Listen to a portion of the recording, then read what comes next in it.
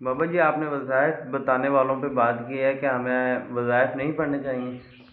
نہیں نہیں نہیں، میں نے آپ شاید میری ویڈیو کو سمجھے نہیں. میں نے وظائف بتانے والوں پہ ان لوگوں کے اوپر بات کی ہے جو اپنا ایک فیس بک چینل چلانے کے لیے جو منہ میں آتا ہے وہ کہہ دیتے ہیں. ہمارے نبی کریم صلی اللہ علیہ وسلم نے ارشاد فرمایا کہ مومن کی دعا قبول ہونے کی دو شرطیں ہیں: ایک رزق حلال، دوسرا صدق مکان. جب تک کسی بھی مومن میں یہ دو صفتیں نہیں ہوں گی، وہ ساری رات قرآن پڑھے، تہجد پڑھے، اس کی دعا اللہ تبارک تعالیٰ رد کر دے گا.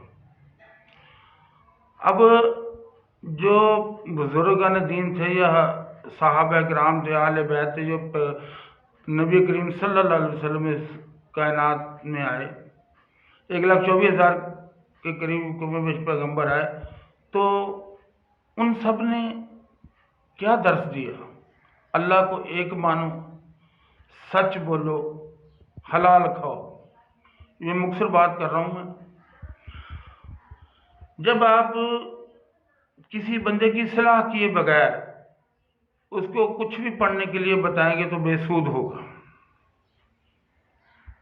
آپ یہ تو دیکھیں کہ میں چوری بھی کروں، میں جھوٹ بھی بولوں، میں دوسروں حق کا حق بھی کہوں، اور پھر یہ کہوں کہ میں نے 1,000 مرتبہ قل اللہ شریف پڑھ لی ہے تو اللہ تو میری دعا قبول کر لے. ایسے نہیں ہوتا. اللہ تبارک تعالیٰ وہ ہستی ہے، اس کا کوئی کچھ بھی نہیں بگاڑ سکتا. جب اس کے بنائے ہوئے انسان کے ساتھ آپ دھوکہ کریں گے، اس کے بنائے ہوئے انسان کے ساتھ آپ جھوٹ بولیں گے، اس کے بنائے ہوئے انسان کو آپ دغا دینے کی کوشش کریں گے، تو پھر آپ کیسے کامیاب ہو سکتے ہیں؟ اس نے تو کہا ہے کہ اگر مجھے ڈھونڈنا ہے تو ٹوٹے ہوئے دلوں میں تلاش کرو. اللہ تبارک تعالیٰ نے یہ واضح طور پہ کہا ہے. اب جب ہم اپنے آپ کا جائزہ نہیں لیں گے، اپنے آپ کو اس قابل نہیں بنائیں گے کہ جہاں جا کے وظائف اثر کریں، تو پڑھتے رہیں وظائفوں کا تو پھر اثر نہیں ہونا. یہی وجہ ہے کہ آج لوگ نماز پڑھ کے پریشان، قرآن پڑھ کے پریشان، روزہ رکھ کے پریشان. اصل جو بات ہے کہ ہم نے نبی کو مانا، نبی کی مانی نہیں. ہم نے اللہ کو مانا، اللہ کی مانی نہیں. میں وظائفوں کے بالکل خلاف نہیں ہوں، میں خود بھی وظائف پڑھتا ہوں، میرے پیر و مرشد بھی وظائف پڑھتے تھے، تمام اولیاء کرام، انبیاء کرام، صحابہ کرام، تبع تابعین. لیکن وہ جو وظائف پڑھتے تھے وہ کار، موٹر سائیکل یا گھر کے لیے یا عورت کے لیے پڑھتے تھے.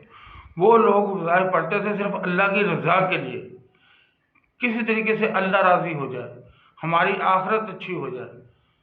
ہر چیز کے دو رخ ہوتے ہیں نا. ایک بندہ اللہ کو یاد کر رہا ہے اس لیے کہ اللہ ہی عبادت کے قابل ہے، اور ایک بندہ اللہ کو یاد کر رہا ہے، یا اللہ مجھے صرف گاڑی چاہیے. تو آپ ہی مجھے بتائیں کہ کیا وہ بندہ جو صرف اللہ کو یاد کر رہا ہے کہ اس لیے کر رہا ہے کہ وہ لائق عبادت ہے، ایک بندہ کو اللہ کو یاد اس لیے کر رہا ہے کہ مجھے کار ملے یا کوٹھی ملے، تو دونوں کی پڑھائی میں زمین آسمان کا فرق آ گیا. آپ کے عقیدے میں فرق آ گیا، آپ کی نیت میں فرق آ گیا. یہ وہ چیزیں ہیں جو انسان کو پیچھے لے جاتی ہیں. آپ وظائف پڑھیں، صرف اللہ کی رضا کریے. آپ نوافل پڑھیں، اللہ کی رضا کریے. آپ قرآن کریم کی تلاوت کریں، صرف اللہ کی رضا کریے. اس کے بعد اپنے حق میں دعا مانگیں. آپ کو کون روکتا ہے؟ دعا مانگیں. آپ دعا مانگنا آپ کا حق ہے. اب دعا میں 1 کروڑ کی بجائے 10 کروڑ مانگ لیں. اگر کوئی بندہ جھوٹ بھی بولنا نہ چھوڑے اور حلال بھی نہ کھائے، حلال اور حرام کی تمیز بھی نہ کرے، ایسے لوگوں کے لیے کہ وہ سر کھڑے رہیں، ان کو حصہ نہیں ملنے والا. اللہ تبارک تعالیٰ خود پاک ہے، اور وہ پاک ہی لوگوں کو پسند کرتا ہے. پاک کون ہے؟ وہ لوگ جو کسی کا حق نہیں مارتے، اللہ سے ڈرتے ہیں، یتیم کا سہارا بنتے ہیں، اللہ سے ڈرتے ہیں. وہ پاک لوگ ہیں جن لوگوں کا یہ عقیدہ ہے کہ میرا جینا، میرا مرنا، میری نماز، میرا روزہ اللہ کے لیے ہے۔ اب اللہ کو چھوڑ کے اگر آپ نے اپنا نماز، روزہ اور وظائف کار اور کوٹھی پہ رکھ لیے تو یہ وہ چیز ہے جو آپ کو خراب کرے گی۔ ان چیزوں سے بچنے کی ضرورت ہے۔ وظائف بالکل کام کرتے ہیں، یہ تو آزمائی ہوئی بات ہے۔ لیکن کن لوگوں کے وظائف کام کرتے ہیں؟ اب شیخ عبد القادر جیلانی کو ہی لے لیجیے، انہوں نے پوری زندگی اسٹرگل میں گزاری۔